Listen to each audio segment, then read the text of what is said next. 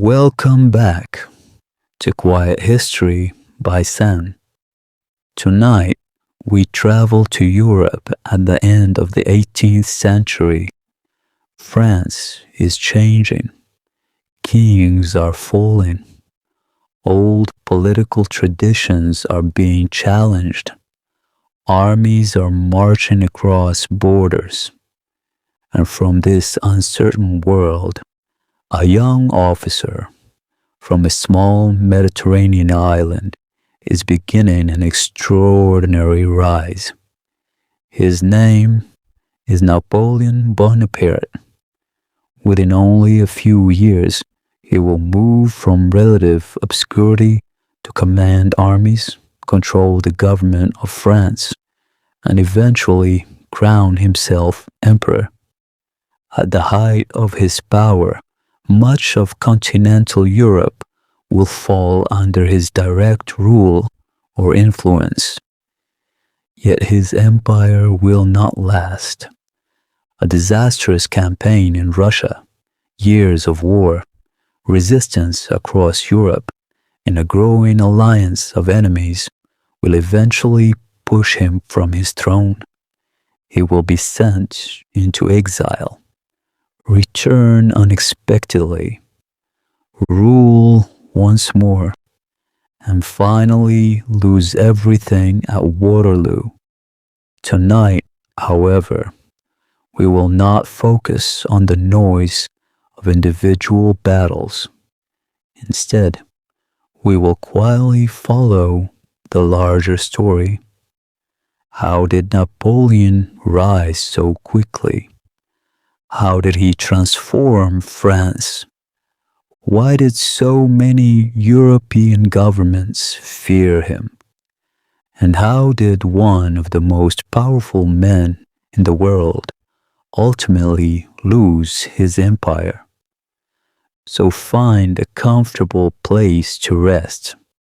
Let the room around you become quiet.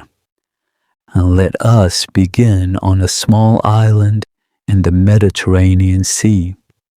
Napoleon Bonaparte was born on August 15, 1769, on the island of Corsica. Corsica had only recently come under French control. The Bonaparte family belonged to the island's minor nobility, but they were far from wealthy by the standards of Europe's great aristocratic families. As a boy, Napoleon spoke Corsican and Italian before becoming fluent in French. At around the age of 9, he was sent to mainland France for education. He later attended military school and trained as an artillery officer. Artillery required mathematics, careful calculation, and technical knowledge. These skills suited the young Napoleon well. He completed his military education and entered the French army in 1785. At that moment, nothing suggested that he would one day rule France. He was simply a young officer beginning a professional career. Then, only a few years later, France entered one of the most dramatic periods in its history. The French Revolution began in 1789. The monarchy weakened. Old institutions collapsed. Political factions struggled for control. France went to war with European monarchies that feared revolutionary ideas might spread beyond French borders. For ambitious young officers, the chaos created danger, but it also created opportunity. In the old royal army, advancement could depend heavily on aristocratic birth. The revolution disrupted that system. Officers who demonstrated ability could sometimes rise much faster than before. Napoleon was in exactly the right place at exactly the right time. Napoleon first gained major attention during the siege of Toulon in 1793. The important southern ports had fallen under the control of forces opposed to the revolutionary government. With British support, Napoleon helped organize artillery operations that contributed to the city's recapture. His performance brought promotion. He was still young, but his name was beginning to circulate among powerful men in Paris. 2 years later, in 1795, another crisis brought him even closer to national attention. Royalist forces threatened the revolutionary government in Paris. Napoleon helped suppress the uprising. The event increased his reputation as an officer who could act decisively during moments of political danger. Soon afterward, he was given command of the French army of Italy. This appointment would transform his career. In 1796, Napoleon crossed into northern Italy with an army that faced serious problems. Many soldiers lacked equipment. Pay was unreliable. Supplies were difficult. Yet the campaign brought a series of victories.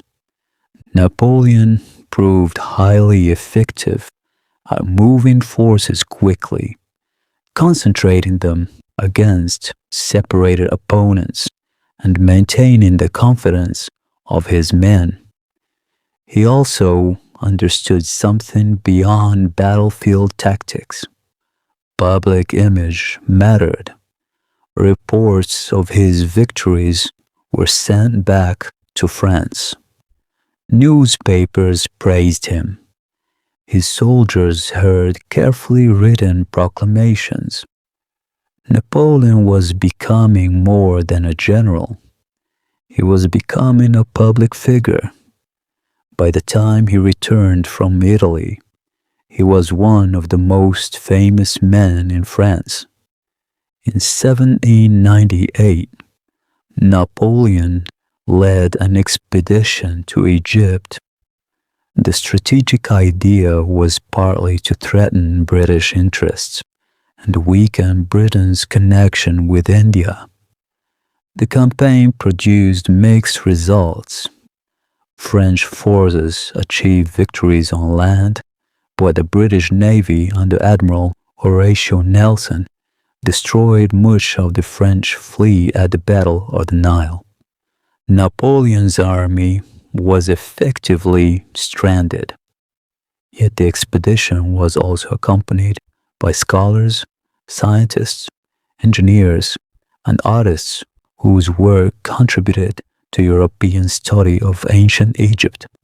Napoleon eventually left his army and returned to France in 1799.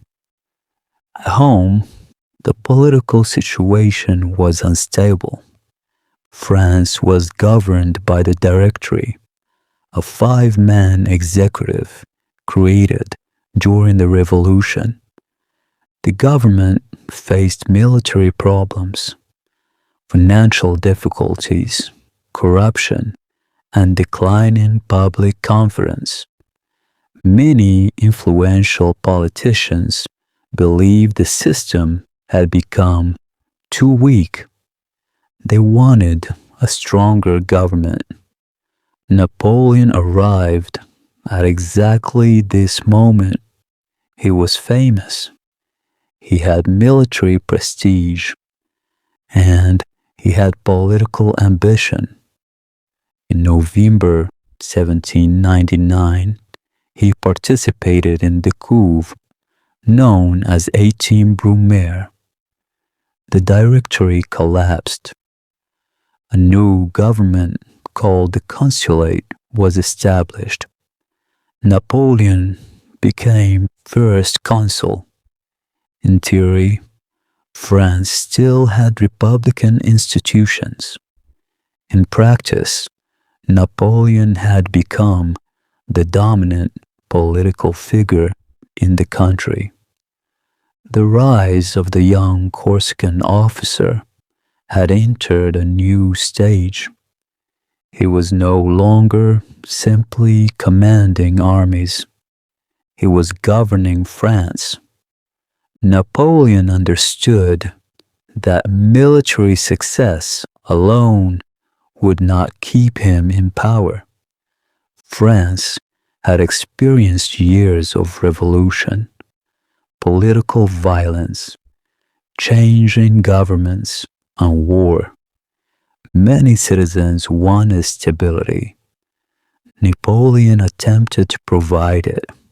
His government reorganized administration. Officials known as prefects strengthened central control over France's departments. The Bank of France was established. Education was reorganized.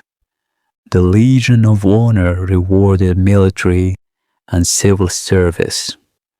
Perhaps the most famous reform was the Civil Code, commonly known as the Napoleonic Code.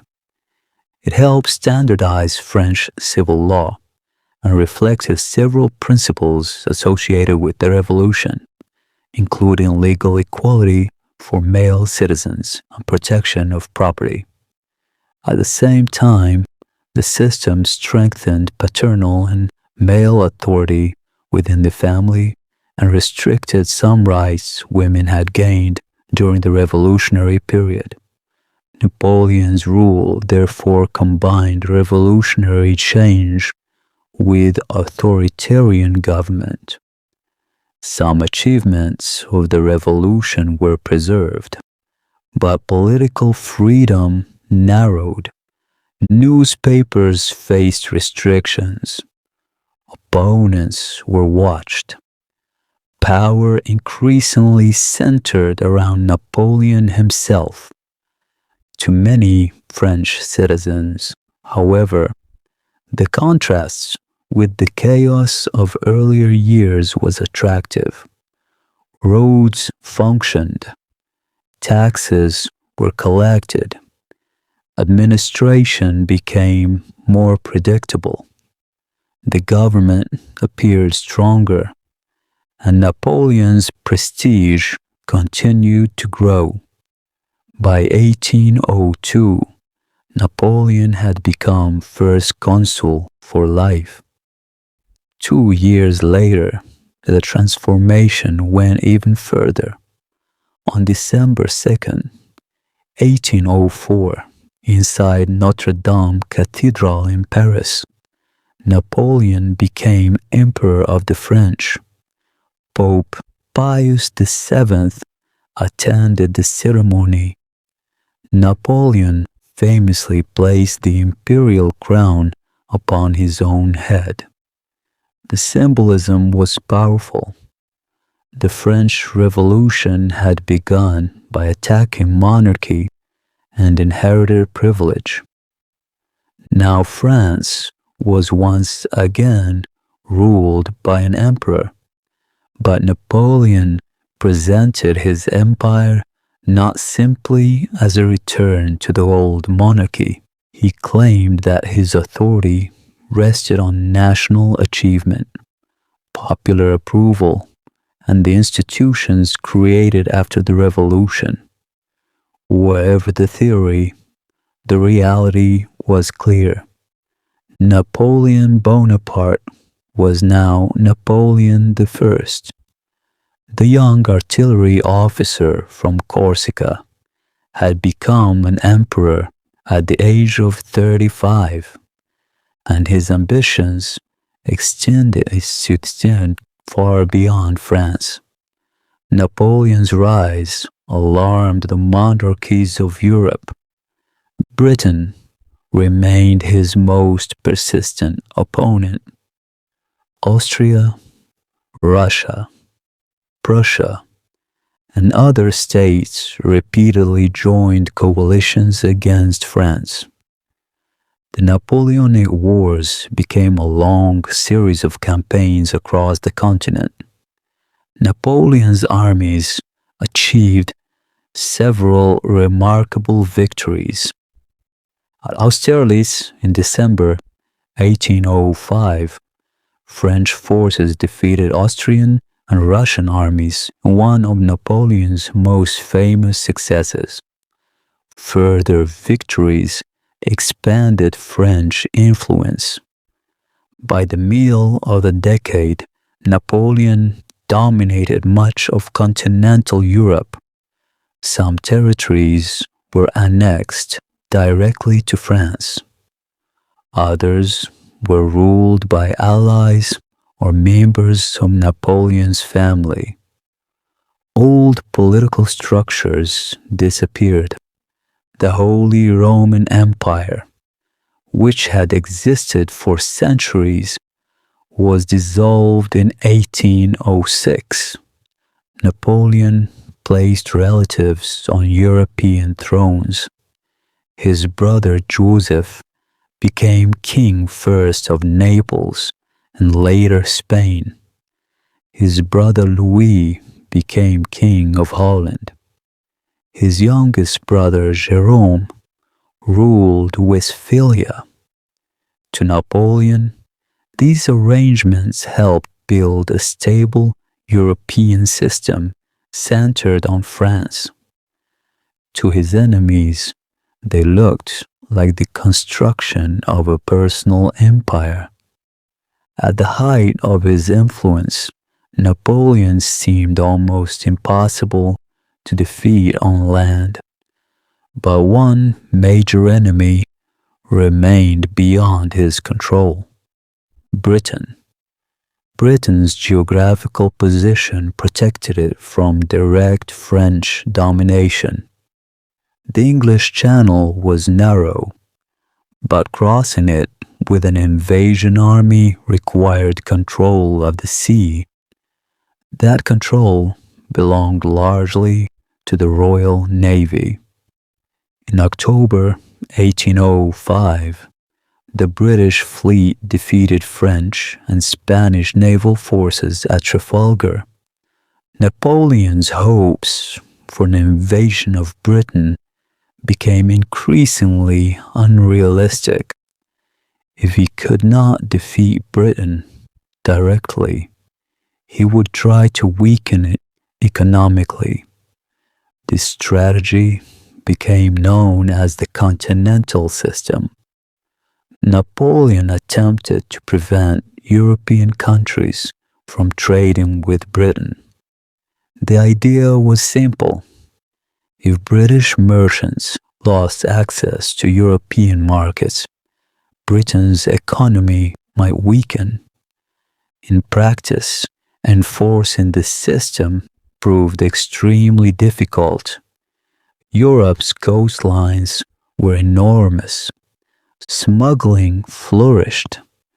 Many countries depended on British trade. The restrictions could harm continental economies as well as Britain's. Napoleon therefore found himself using increasing political and military pressure to make other countries obey.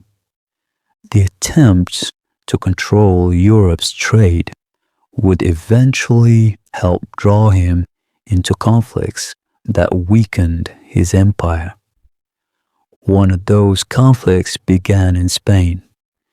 In 1808, Napoleon intervened deeply in Spain. He removed the Spanish Bourbon monarchy and placed his brother Joseph on the throne. The decision produced resistance. Spanish uprisings spread. Guerrilla warfare became a persistent problem. British forces under Arthur Wellesley, later the Duke of Wellington, supported resistance in the Iberian Peninsula. The fighting in Spain and Portugal became known as the Peninsular War. It drained French soldiers, money, and attention for years. Napoleon could defeat armies, but controlling hostile populations proved far more difficult. The conflict revealed one of the weaknesses of his empire. French domination often brought reforms, but it also brought taxation, conscription, occupation, and resentment. The ideals associated with the French Revolution could inspire people, but so could the nationalism. Many Europeans who disliked their old rulers also disliked being governed by France.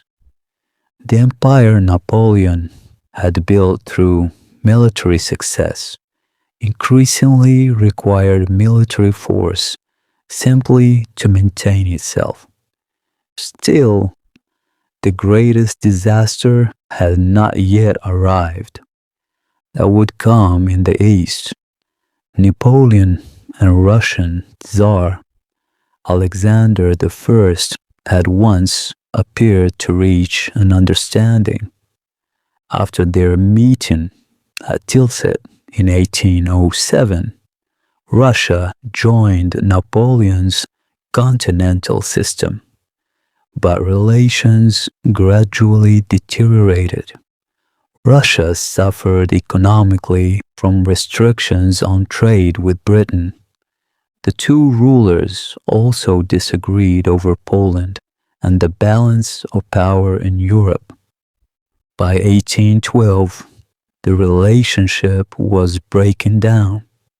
Napoleon decided to invade Russia. He assembled an enormous multinational force known as the Grande Armée. It included French soldiers as well as troops from many allied and dependent states. Hundreds of thousands of men crossed the Niemen River into Russian territory in June 1812. Napoleon expected a campaign that would force Tsar Alexander to negotiate. Instead, the Russian army repeatedly withdrew deeper into its own territory. The French advanced farther and farther from their supply bases. The distances were enormous. Food became harder to obtain. Horses died. Disease spread. Desertion increased. There was fighting, including the bloody Battle of Borodino in September. The Russians again withdrew. Napoleon entered Moscow, but the city did not provide the political victory he expected. Large areas had been abandoned. Fires destroyed significant parts of the city. One of the defining disasters Alexander of Napoleon's career. Napoleon waited. Armée had already suffered enormously. Autumn was approaching. Before the severe his army was deep inside Russia. Then cold and eventually made everything worse. There was only one realistic decision. Was scarce. Retreat. Roads became difficult. Soldiers lacked adequate shelter. Horses collapsed. Russian forces continued applying pressure. Men who had marched east in the summer now struggled westward through freezing conditions. The enormous army that entered Russia was reduced to a fraction of its former strength. Exact casualty numbers vary depending on how historians count soldiers, prisoners, deserters, reinforcements, and allied contingents, but the strategic result was undeniable. Napoleon had lost an extraordinary amount of military power. For years, European governments had been defeated one after another. Now they saw opportunity. Prussia joined Russia against France. Austria followed. Britain continued the struggle. A new coalition formed. Napoleon was still dangerous, but the balance had changed. The Russian campaign of 1812 marked a major turning point in his decline. Napoleon raised new armies. France still possessed enormous resources. Young conscripts filled the ranks, but replacing experienced soldiers, officers, cavalry horses, and equipment was difficult. In 1813, Napoleon faced another major campaign in Germany. The decisive confrontation came at Leipzig in October. The Battle of Leipzig, sometimes called the Battle of the Nations, ended in defeat for Napoleon. French forces withdrew toward France. The empire that had expanded across Europe was shrinking quickly. In early 1814, Allied armies invaded France itself. Napoleon continued campaigning skillfully, but the situation had become overwhelming. Paris fell. Political support weakened. Senior commanders concluded that further resistance was hopeless. In April 1814, Napoleon abdicated. The man who had crowned himself emperor less than 10 years earlier was no longer ruler of France. The victorious allies allowed him to retain the title of emperor, but his empire now consisted of one very small place, the island of Elba. Elba lies in the Mediterranean near the Italian coast. Napoleon arrived there in 1814. He was only in his mid-40s. For a man accustomed to governing millions of people and commanding enormous armies, the change was extraordinary. Yet he did not simply sit and wait. He involved himself in the administration of the island. He reorganized aspects of government. He inspected roads and agriculture. He maintained a small household and guard. But across the water, events in France remained important. The Bourbon monarchy had been restored under King Louis XVIII. Many French citizens accepted the return of the monarchy. Others were disappointed. Former soldiers remembered Napoleon. Economic and political tensions remained, and Napoleon watched carefully. The Allied powers gathered at the Congress of Vienna to reorganize Europe after years of war. Then Napoleon made a decision that shocked the continent. He would return. In February 1815, Napoleon escaped from Elba and sailed for France. He landed on the southern coast with a small force. The government sent troops to stop him, but something remarkable happened. Instead of arresting their former emperor, many soldiers joined him. As Napoleon moved north, support increased. King Louis XVIII fled Paris. Napoleon returned to the capital. Without a major battle, he had regained power. This final period became known as the 100 Days, but Europe would not accept his return.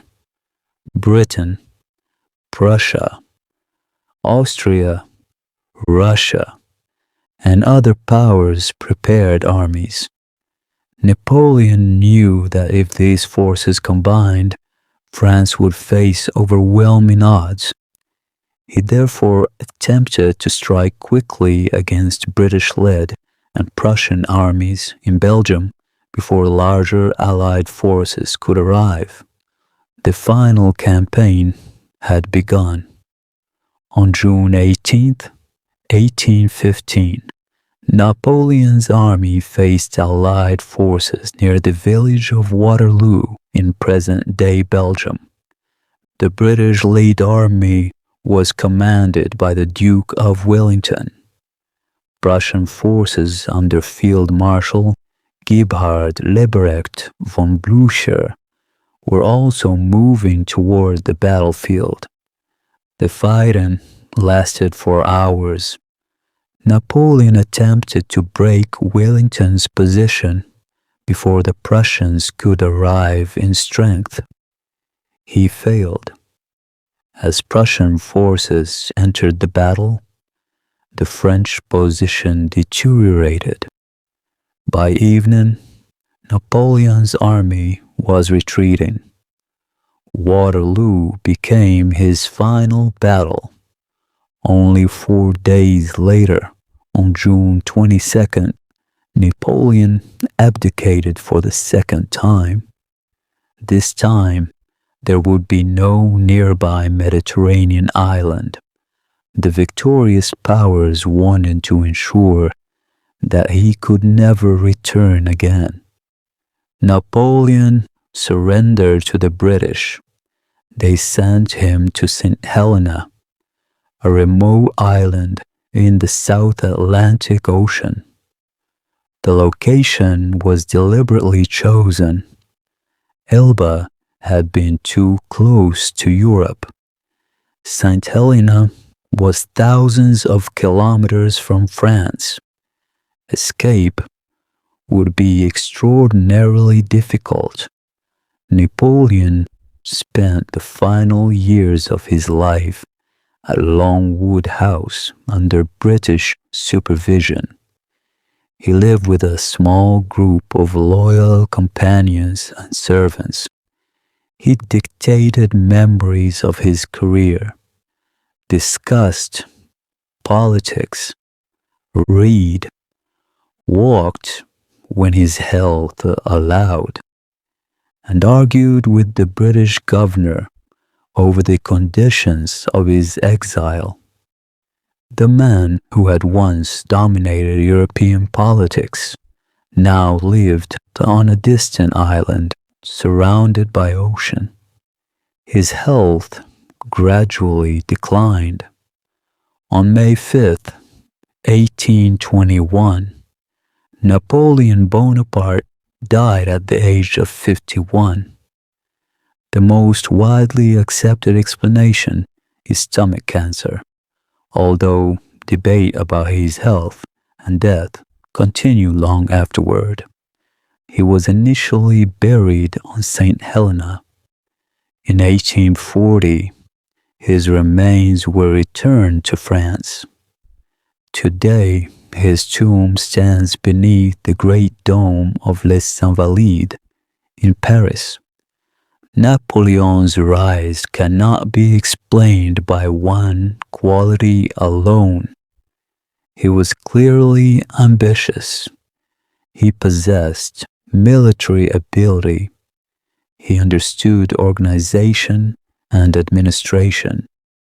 He also understood public image, but timing mattered enormously. The French Revolution had destroyed many of the political and social barriers that might otherwise have limited the career of a minor Corsican nobleman. France was repeatedly at war. Successful generals could gain extraordinary influence. The Directory was weak. Citizens were tired of instability. Napoleon offered order, victory, national pride, and strong government. He did not create the conditions that made his rise possible, but he used them extremely effectively. His rise was therefore both personal and historical. It required Napoleon, but it also required revolutionary France. His fall was equally complicated. It was not caused by Waterloo alone. Waterloo was the final event. The decline had begun years earlier. Napoleon's empire depended heavily upon military power. That meant constant warfare required constant manpower. Conscription created resentment. Occupation created resistance. The continental system damaged relationships with states whose economies depended on trade. The Peninsular War drained resources. The Russian invasion destroyed much of the Grande Armée, and Napoleon repeatedly faced coalitions whose combined resources eventually exceeded those available to France. There was also a fundamental strategic problem. Winning one war did not permanently remove his enemies. Austria could return. Prussia could return. Russia could return. Britain almost always remained. Every victory might produce a peace treaty, but another coalition could form a few years later.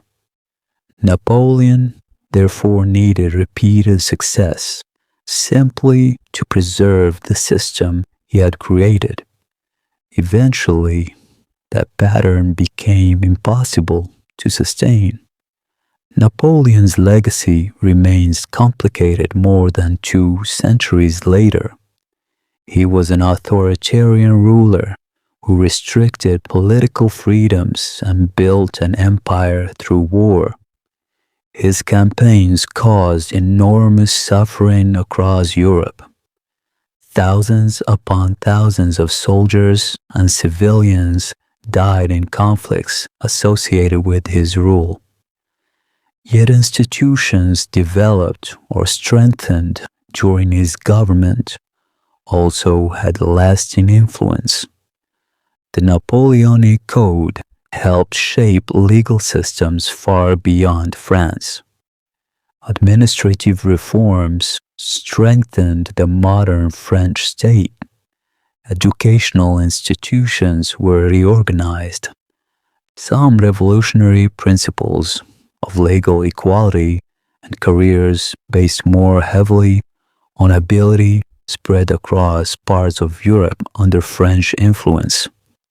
At the same time, French occupation also stimulated resistance and nationalist feeling. Napoleon could therefore appear as a modernizer to some people and a conqueror to others. Both perspectives form part of the history. Perhaps this is why he remains so fascinating. He does not fit easily into a simple story. Napoleon Bonaparte began life far from the center of European power.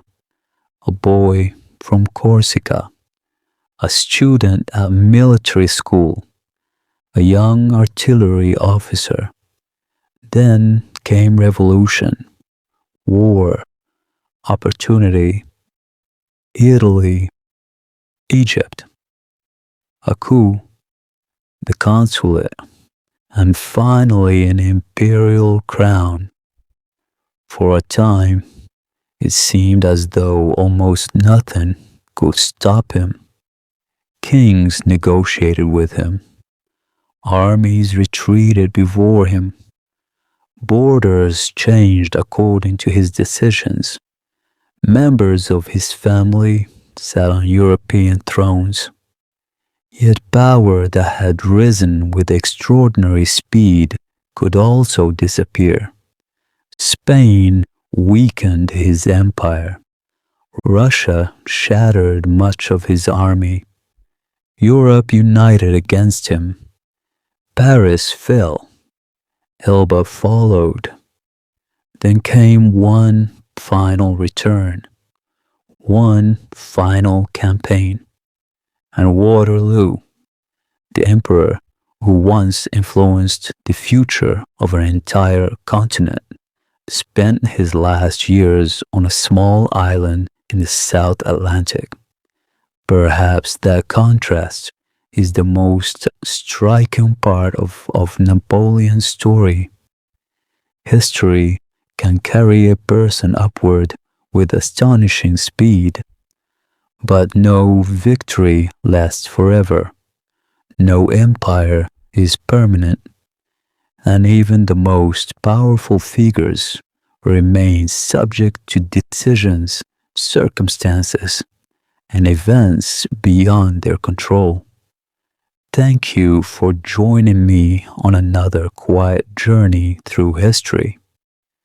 Tonight, we followed Napoleon from a small Mediterranean island to the throne of France, across the capitals of Europe, and finally to a distant island in the Atlantic.